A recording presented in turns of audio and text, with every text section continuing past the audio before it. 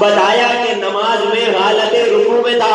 جب رسول مسجد میں یہودیوں کو لے کر داخل ہوئے کیا منظر دیکھا؟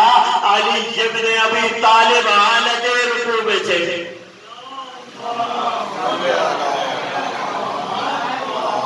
نہیں عزیزوں ایسے نہیں، اول سے آخر تک مل کر ایک درود پڑھ دیجیے علی کے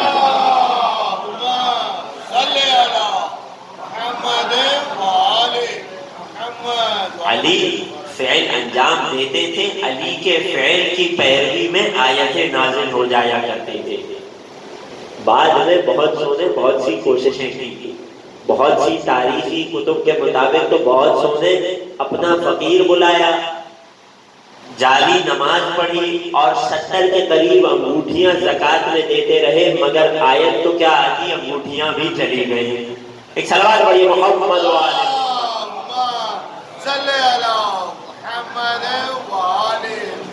یہ وہ ولایت ہے، یہ وہ اختیار و اقتدار ہے جو قدیر سے چلا تھا، جو علی اور اولاد علی کو ورثے میں ملتا رہا. اور اسی ولایت کی ایک کڑی ہے حسین ابن علی. اللہ اکبر، توجہ ہے. حسین ولی خدا ہے، حسین صاحب اختیار ہے، حسین صاحب اقتدار ہے.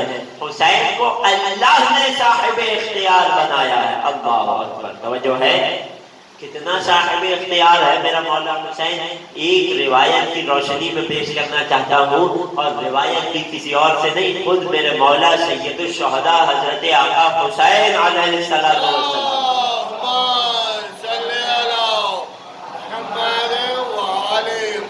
توجہ سے سنیے گا، جاگتے ہوئے سنیے گا. آقا حسین کی کمسنی کا واقعہ ہے. فرماتے ہیں دخلت علی رسول اللہ، میں رسول کی بارگاہ میں حاضر ہوا. وعنده ابی بن کعب، رسول کی بارگاہ میں ابی بن کعب بیٹھے تھے. ابی بن کعب کون تھے؟ صحابی رسول تھے. ابی بن کعب بیٹھے ہیں. میں جب رسول کی بارگاہ میں پہنچا تو رسول نے ابی بن کعب سے اپنی توجہ کو ہٹایا اور میری جانب دیکھنے لگے. اور کیوں نہ دیکھتے، وہ رسول کہ جو مسجد میں خطبہ ارشاد فرما رہے ہوتے، اور اگر اچانک حسین آ جاتا تو خطبے کو روک کر حسین کو گودی میں لے لیتے تھے. یہاں تو فقط ایک صحابی سے گفتگو تھی. رسول نے گفتگو کو روکا، حسین کی طرف دیکھا اور فرمانے لگے مرحبا بک یا ابا عبداللہ، اے ابو عبداللہ حسین، خوش آمدید. مگر یہ کہہ کر خاموش نہیں ہوئے، جملے کو آگے بڑھایا. یا زین السماوات والارضین مرحبا، اے آسمانوں اور زمینوں کی زینت حسین خوش آمدید. ابی بن کعب صحابی تھا، رسول کو تو جانتا تھا مگر اہل بیت کو کچھ زیادہ نہیں جانتا تھا. فوراً تڑپ کر کہنے لگا یا رسول اللہ کیف یکون زین السماوات غیرہ، یا رسول اللہ آپ کے علاوہ بھی کوئی آسمانوں کی زینت ہو سکتا ہے. اللہ اکبر. جملہ کیا ہے زیارت اربعین کا؟ السلام علیک یا ولی اللہ، اے اللہ کے ولی آپ پر ہمارا سلام. ولی کہتے ہیں صاحب اختیار و اقتدار کو. حسین وہ ہے کہ جسے اللہ نے صاحب اختیار بنایا ہے. اختیار کی کیفیت کیا ہے یہ اس روایت سے بیان کر رہا ہوں، اور پھر یہ اختیار و اقتدار حسین کو کیوں ملا یہ اس کے بعد بیان ہوگا. توجہ ہے میرے ساتھ، نئے آنے والوں کے لیے خلاصہ کیا ہے. ابی بن کعب نے تڑپ کر جھنجلا کر پوچھا یا رسول اللہ کیف یکون زین السماوات غیرہ، یا رسول اللہ آپ کے علاوہ بھی کوئی آسمانوں کی زینت ہو سکتا ہے. فرمانے لگے ان الحسین فی السماء اکبر منہ فی الارض، ارے حسین کا مقام تم زمین والوں سے زیادہ آسمان والے جانتے ہیں. اللہ اکبر، توجہ ہے. فَإِنَّهُ مَكْتُوبٌ عَنْ يَمِينِ عَرْشِ اللَّهِ، ارے عرش خدا کے دائیں جانب لکھا ہوا ہے إِنَّهُ مِصْبَاحُ الْهُدَى وَسَفِينَةُ النَّجَاةِ، حسین ہدایت کا چراغ بھی ہے اور نجات کی کشتی بھی ہے. ایک صلوات پڑھیے آقا حسین کے اللہم صلی علی محمد وآل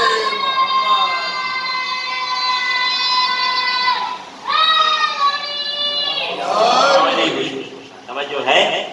حسین کا مقام و مرتبہ زمین والوں سے زیادہ آسمان والے جانتے ہیں. یہ پورے روئے زمین پر مومنین پھیلے ہوئے ہیں جو ماں سے عزاداری کر رہے ہیں، حسین کی زیارت کے لیے تڑپ رہے ہیں، حسین پر اپنا سب کچھ لٹانے کو تیار ہیں۔ وہ کروڑوں کا مجمع ہر سال کربلا میں حسین پر اپنا گھر بار لٹا کر آ جاتا ہے، اور وہ جو خدمت کرنے والے ہیں خدمت کرتے ہیں۔ اتنا مقام و مرتبہ، اتنی معرفت ہونے کے باوجود رسول فرما رہے ہیں کہ یہ جو دنیا والوں کو ہے نا یہ کچھ معرفت نہیں ہے اس کے مقابلے میں کہ جو آسمان والوں نے حسین کو پہچانا ہے۔ اللہ اکبر، توجہ کر رہے ہیں؟ ایک جملے میں اس اختیار حسین کو پیش کر کے آگے بڑھ جاتا ہوں کہ جس کا جتنا اختیار ہوتا ہے اس کی مرضی وہاں تک چلتی ہے۔ فاطمیہ کوآپریٹو بلڈنگ کا جو مینیجنگ سیکرٹری ہوگا وہ اس بلڈنگ میں اپنی حکمرانی چلا سکتا ہے، پڑوسی بلڈنگ پر اس کی بات نہیں چلے گی۔ سولجر بازار تھانے کی حدود سولجر بازار تک ہے، فیروز آباد کے علاقے میں اس تھانے کی حدود ختم ہو جاتی ہے۔ کراچی کی انتظامیہ حیدرآباد پر، اگر تو کراچی کی کوئی انتظامیہ ہے تو مثال کے طور پر کہہ رہا ہوں، کراچی کی انتظامیہ حیدرآباد پر اپنی مرضی نہیں چلا سکتی، سندھ کی انتظامیہ پنجاب پر مرضی نہیں چلا سکتی، پاکستان کی حکومت ہندوستان پر مرضی نہیں چلا سکتی، ایشیائی ممالک امریکہ پر اپنی مرضی نہیں چلا سکتے۔ جس کا جتنا دائرہ اختیار ہوتا ہے وہاں تک اس کی مرضی چلتی ہے۔ اب اگر حسین کا دائرہ اختیار دیکھنا ہو، حسین کی ولایت کو دیکھنا ہو تو فقط دو جملوں میں پیش کر رہا ہوں۔ حسین کے پاس فرش کا مجرم حر آتا ہے، حسین اسے معاف کر کے بتاتے ہیں کہ فرش پر بھی میری حکومت ہے۔ حسین کے پاس عرش کا مجرم فدرس آتا ہے، حسین اسے معاف کر کے بتا دیتے ہیں کہ عرش پر بھی حسین کی حکومت ہے۔ ایک درود پڑھیے سید الشہداء کے عالم۔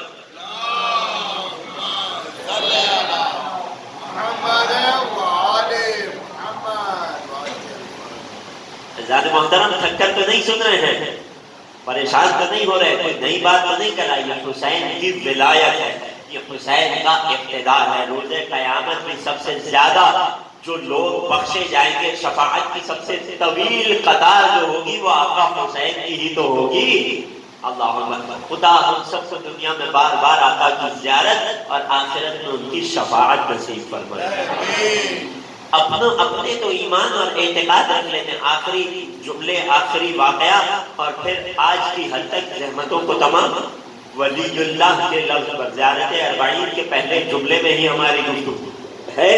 السلام علی ولی اللہ میں ولی خدا کے لفظ پر ہماری گفتگو جاری ہے۔ کیوں یہ موضوع چنا گیا پھر نئے آنے والوں کے لیے عرض کر رہا ہوں، تاکہ جب روز اربعین آقا حسین کی زیارت پڑھے تو پوری معرفت کے ساتھ پڑھے، پوری توجہ کے ساتھ پڑھے۔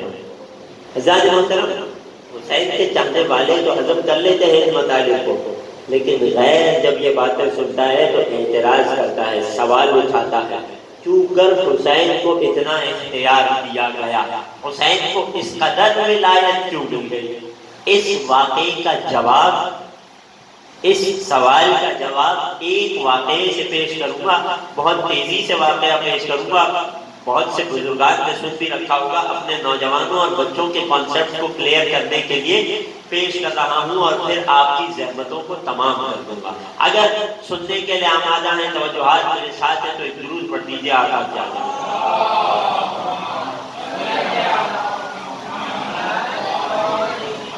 زاد محترم، جب ہمارے ایک بہت ہی جید عالم دین نے امام حسین کی زیارت کی فضیلت پر ایک حدیث پڑھی، ان کی نظر سے گزری کہ خدا ظاہر حسین کو یہ مقام دیتا ہے کہ ہر قدم کے عوض حج اور عمرے کا ثواب دے دیتا ہے۔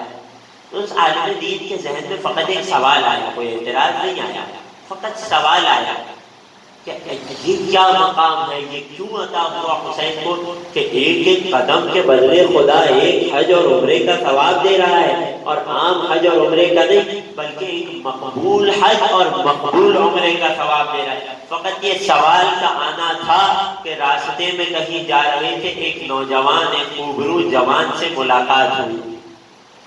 اس خوبرو جوان نے اس عالم دین کو ایک واقعہ سنایا، اور اس واقعے میں ساری کی ساری حکمت پوشیدہ ہے کہ حسین کو یہ اختیار، یہ اقتدار کیوں نصیب ہوا۔ توجہ ہے؟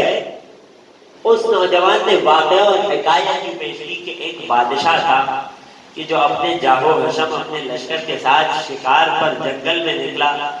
جنگل میں شکار کرتے کرتے بادشاہ کی نگاہ ایک انتہائی خوبصورت اور تندرست ہرن پر پڑی۔ بادشاہ نے ہرن کو اپنے تیر کے نشانے میں لیا، تیر چلایا، لیکن ہرن نشانے سے بچ گیا۔ ہرن دوڑنے لگا، بادشاہ نے اپنی سواری کو اس کے پیچھے دوڑا دیا، یہاں تک کہ بادشاہ اس ہرن کے پیچھے دوڑتا رہا، یہاں تک کہ اپنے لشکر والوں سے بہت دور آ گیا۔ کچھ دیر بعد ہرن بادشاہ کی نگاہوں سے اوجھل ہو گیا۔ اب اس بادشاہ کے جو اپنی مملکت کا شہنشاہ ہے، اس کی کیفیت کیا ہے؟ جنگل میں یک و تنہا ہے، وہ ہرن بھی چلا گیا، یہ اپنے لشکر سے بھی جدا ہو گیا۔ اس نے اپنے لشکر کو تلاش کرنا شروع کیا، کئی دن گزر گئے، ایسے اپنا لشکر نہیں ملا، یہاں تک کہ بادشاہ بھوک اور پیاس سے نڈھال ہو گیا۔ بادشاہ کبھی اپنے ساتھ کوئی سامان تو نہیں رکھتے نا، بادشاہ کو تو جو کچھ بھی ہوتا ہے وہ لشکر سنبھال کر رکھتا ہے۔ بھوک اور پیاس سے نڈال ہو گیا، قریب تھا کہ روح پرواز کر جاتی۔ اسی اثنا میں جنگل میں اس کی نگاہ ایک جھونپڑی پر پڑ گئی۔ بادشاہ بڑی مشکل سے اس جھونپڑی تک پہنچا ہے۔ جب جھونپڑی کے دروازے پر دستک دی تو دیکھا کہ ایک بڑھیا رہتی ہے۔ اس بڑھیا نے بادشاہ کی جان بچانے کے لیے اپنی بکری، اس بڑھیا کی ملکیت میں فقط ایک بکری تھی۔ حسین کو خدا نے اتنا اختیار کیوں دیا؟ یہ حکمت پیش کر رہا ہوں۔ ایک بکری تھی اس بڑھیا کے پاس، اس بڑھیا نے اس بکری کا دودھ نکالا اور بادشاہ کو پیش کیا تاکہ بادشاہ کی پیاس بجھ جائے۔ لیکن جب یہ بھی بادشاہ کے لیے کافی نہ ہوا تو اس بڑھیا کی جو ایک ہی ملکیت تھی، ایک ہی بکری تھی، اس نے وہ ذبح کر کے بادشاہ کے سامنے غذا کے طور پر پیش کر دی۔ بادشاہ کھا کر دوبارہ تندرست ہو گیا، طاقت آ گئی، اور اتفاق سے اسے اپنا جاہ و حشم، اپنا لشکر بھی مل گیا۔ اب جاتے جاتے بادشاہ بڑھیا کو مخاطب کر کے کہتا ہے کہ تم مجھے جانتی نہیں ہو، میں فلاں ملک کا بادشاہ ہوں، جب تم اس ملک میں آنا تو مجھ سے اپنے احسان کا بدلہ لے جانا۔ توجہ ہے عزیزوں؟ آخری شخص تک حسین کو خدا نے یہ ولایت اختیار کیوں دی؟ اس واقعے میں حکمت پوشیدہ ہے۔ کئی سال بعد یہ بڑھیا اس شہر میں آتی ہے کہ جس پر اس بادشاہ کی حکومت تھی۔ بڑھیا اتفاق سے بادشاہ کے دربار میں آتی ہے، بادشاہ کو یاد دلاتی ہے میں نے تمہاری جان بچائی تھی فلاں دن جنگل میں، اپنی بکری ذبح کر کے تمہیں کھلائی تھی، اس کا دودھ تمہیں دیا تھا، تمہاری بھوک اور پیاس مٹائی تھی، تمہاری جان بچائی تھی۔ بادشاہ کو یاد آ گیا، اپنے وزیر کو کہتا ہے کہ ذرا اسے بہت سارے ہیرے جواہرات دے دو، اور یہ کہہ کر اکڑ کر کہنے لگا کیا میں نے اپنا احسان چکا دیا؟ توجہ ہے عزیزوں؟ کیا میں نے اپنا احسان چکا دیا؟ وزیر سر جھکا کے کہتا ہے بادشاہ سلامت، آپ اسے خوب ادا کر رہے ہیں لیکن احسان ابھی نہیں چکا۔ بادشاہ نے جوش میں آ کر کہا میں اپنی 1/4 مملکت اس ایک بڑھیا کے نام کرتا ہوں۔ کس چیز کے بدلے؟ فقط چند پیالے دودھ اور ایک بکری کے بدلے۔ پھر اکڑ کر کہنے لگا کیا اب میں نے احسان اتار دیا؟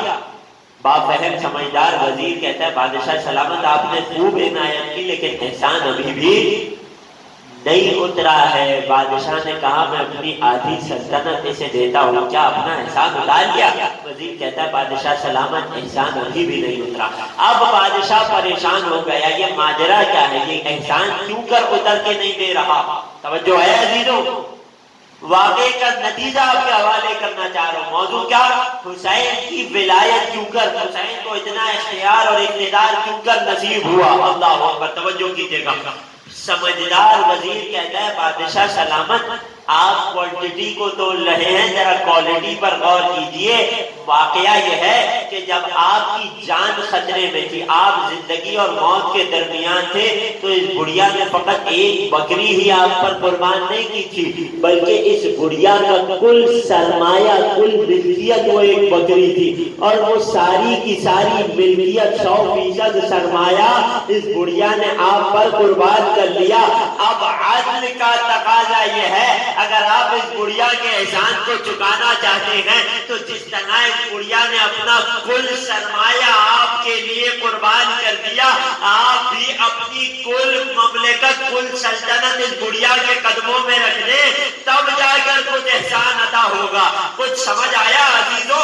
حسین کے پاس جو کچھ تھا، جو مال تھا، جو اولاد تھی، سب کچھ اس نے اپنے اللہ پر قربان کر دیا۔ حسین نے اپنی کل ملکیت کو اللہ کی بارگاہ میں قربان کیا۔ اب عدل الہی کا تقاضا یہ ہے کہ جو کچھ اللہ کا ہے اس سب پر حسین کا اختیار ہے۔ جن تک بات پہنچ گئی، ایک درود پڑھیے سید الشہداء کیا۔